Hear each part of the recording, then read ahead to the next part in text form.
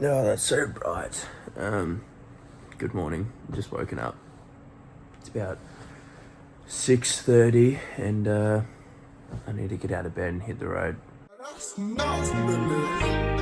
play with it, don't play with it, don't play with it, don't play with it.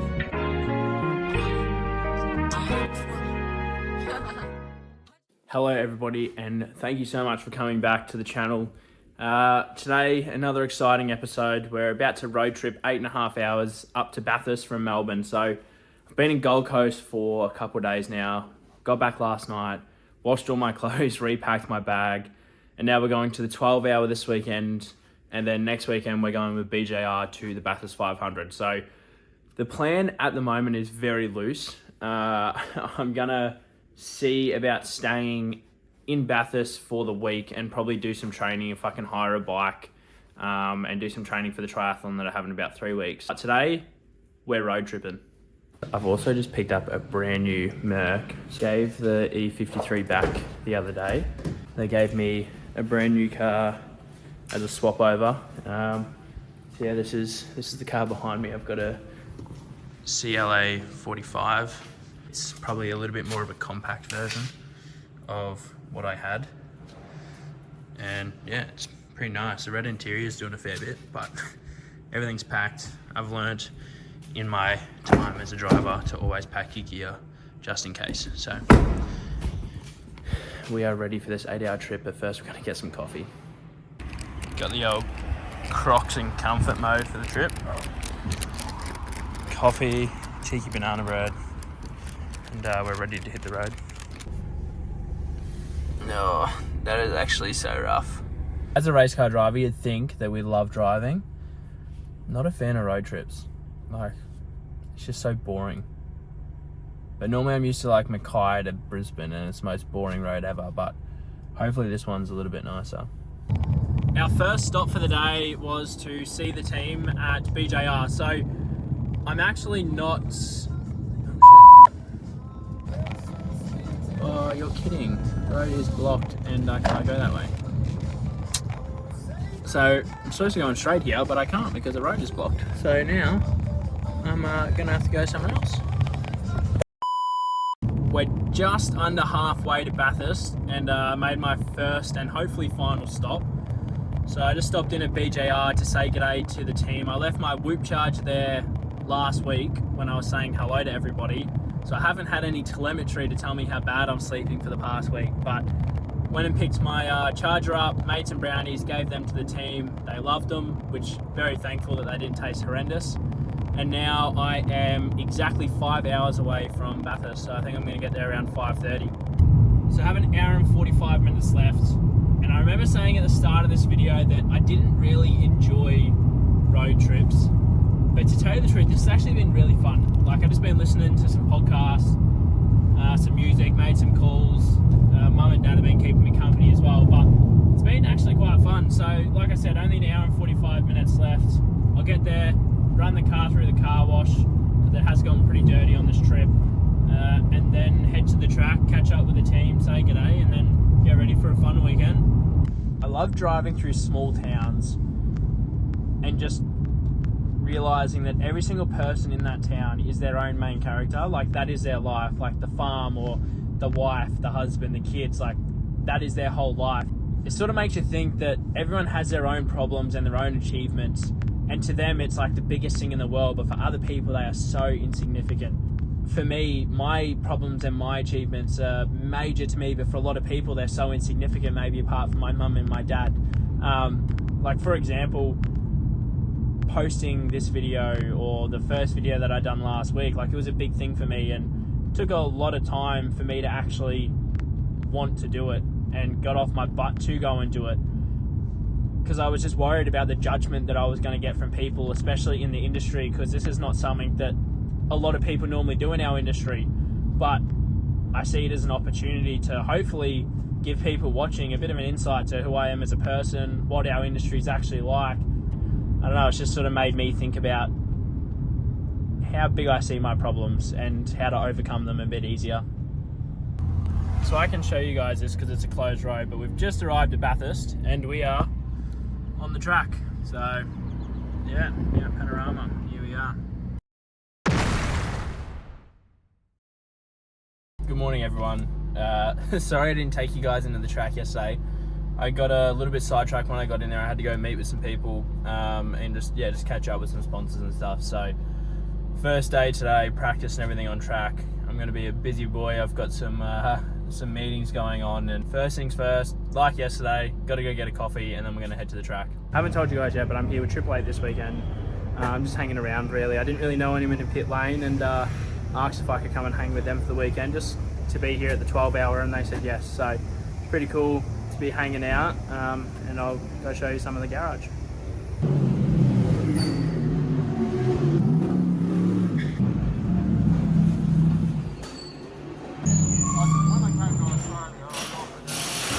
So practice day is done here at the 12 hour. There is still one more practice tomorrow, as well as qualifying and then a top 10 shootout, I'm pretty sure. But the guys have had a pretty decent day. Both cars were well inside the top 10. It's been pretty positive from that aspect. I've learned a lot about Bathurst 12 hour and also GT racing, which is pretty cool. It's just a new discipline. So everyone's just doing their final setups now. I'm going to go home and get some dinner and then have a very early bedtime. So about 4 weeks ago, I signed up for a triathlon, and 2 days after I signed up, I got shin splints. Bit unfortunate. I've been living in these ever since. So Hyperice sent these out to me a couple months ago. Perfect timing really for when this happened. But the triathlon's a 1.5k swim into a 40k bike, and then we're on a 10k run. So the plan is to just do no running between now and then and just rock up on the day and do it, because I know I can do 10ks. And then while I'm in Bathurst for this week, I'm going to do some swim to bike transitions. So hopefully on Monday I'm going to go hire a bike, do a bit of training, and then next weekend's the 500. We're at day 2 now, technically, of actual racing. The boys went out and qualified. Brock put it on provisional pole, and Jordan qualified 5th. So yeah, really solid. I'm just currently out doing a few sponsorship meetings, walking around, meeting some new people and stuff like that. And yeah, just having a good old time. It was a pretty cool day, just learning, I guess, little idiosyncrasies about the category itself. Like, for example, nighttime racing starting tomorrow.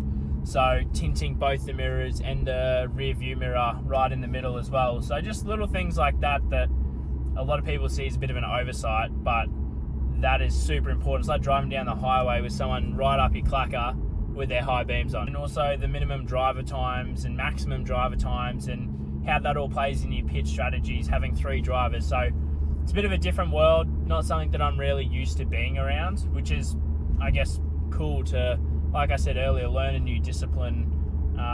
I'd love to be racing one. I had the itchiest feet ever, just sitting there watching people drive race cars. Just irritates me, but it's still good to be here learning something new. Had some really positive meetings today as well, which was cool. And yeah, we have a very early start tomorrow. So I think most of the team are getting there around 3:30. Myself, I'll probably get there around 5 o'clock. The race starts at 5:45. Go out onto the grid, catch up with the guys before they go out for their race. Jamie is starting. Can say that because the video's not going to come out tonight. And then go from there and see how it all pans out for the day. So 12 hours of racing, anything can happen. It is Sunday, which means it is race day. It's currently 4:30. Just heading to the track now. The team are already there. They got there about 3:30, like I mentioned yesterday. So yeah, big effort by them. They've been away for so long now. I think the whole GT program has been going on for about 4 weeks straight or something like that. They've been Dubai, Abu Dhabi, just everywhere. And then finishing it off in Bathurst. So they've been flat out. So I can't complain that I'm tired, because they've been absolutely killing it. But yeah, on our way to the track now, and it should be a good day. A long day, but a really good day. So far, weather-wise, is looking pretty good. With Bathurst 12 hour, because it's such an early start, there is always a chance of fog and rain, especially being a mountain as well. Down in the valley, there's always a bit of fog. So It's pretty clear at the moment. Again, I'm probably 10 minutes away from getting to the track, and it's a whole nother situation, I guess, when you get there compared to what it is like in town. But I remember in 2022, we got delayed by about an hour for the start. We basically just rolled around on a safety car purely because the fog was so bad that it sort of all blends into one. You can't see the car in front of you, can't really see the walls, you can only just see the end of your bonnet. So it makes it pretty dangerous, more dangerous than it already is, driving around at night time with 30 other lunatics all trying to race each other. So yeah, I'm hoping by the time I get there, like I said, it looks all right now, but by the time I get there, I hope it's still all good to go.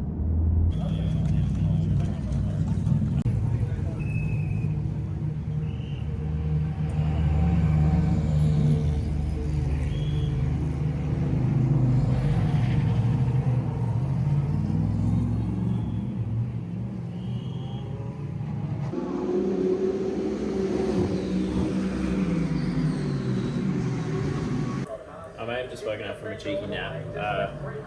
We are 1 minute 45 seconds away from the middle of the race, which is pretty cool. So I've been down in the garage all day.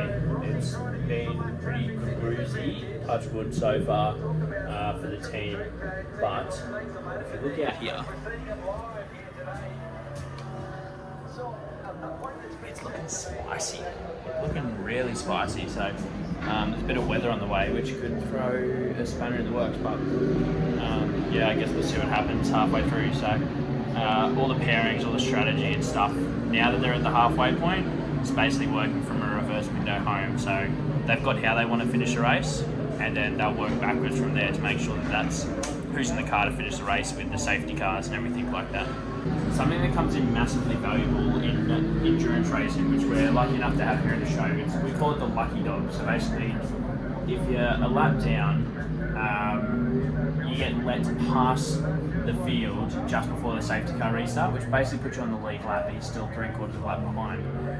But if another safety car comes out and you're still maintaining that position, you can then catch up to the train, and then you're on the back of the train on the lead lap. So it's really, really valuable, but it makes the racing a lot better as well, because at the moment we have, 16 cars on the lead lap, which is pretty cool considering we're 6 hours into a 12-hour race.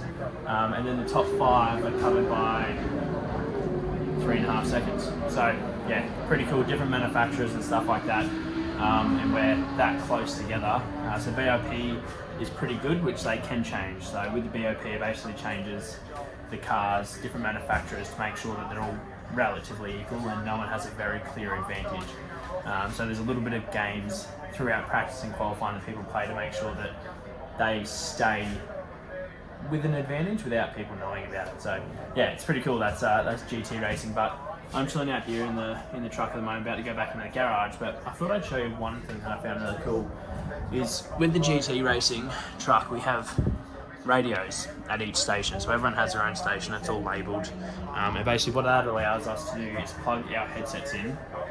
We can plug our headsets in, and we can talk. Because I can probably imagine this video going to be able to hear a lot of background noise outside of the truck of the cars going around. So when you're on a race weekend, you've got other categories out there, and you're trying to debrief or pre-brief or whatever it may be.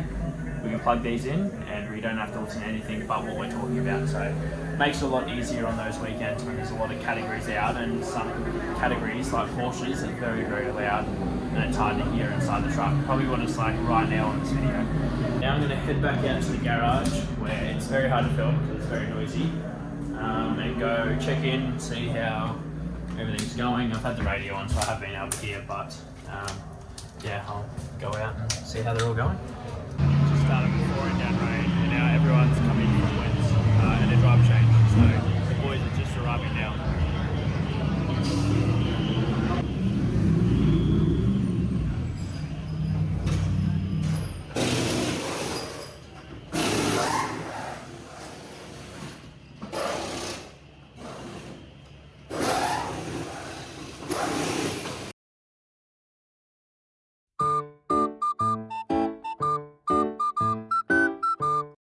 That is the Bathurst 12-hour done for the day. I've no idea where I parked my car, so I got to try and find that. But what a cool experience.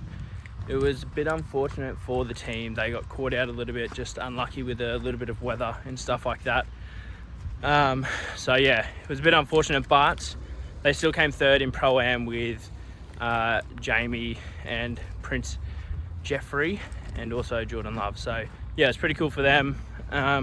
Yeah, I'm super stoked with how the weekend went. I learned a whole lot about GT racing, which is pretty cool. And after being there and watching, I don't ever want to miss out on a 12-hour again sitting there and not actually driving. So yeah, that's the plan. So next thing for me is supercars next weekend with BJR. So they all get here on Wednesday. Between now and then, I'm just going to do a heap of training, go hire a bike, go for a few swims and get ready for this triathlon. But as always, thank you so much for watching and supporting, and I'll see you on the next video.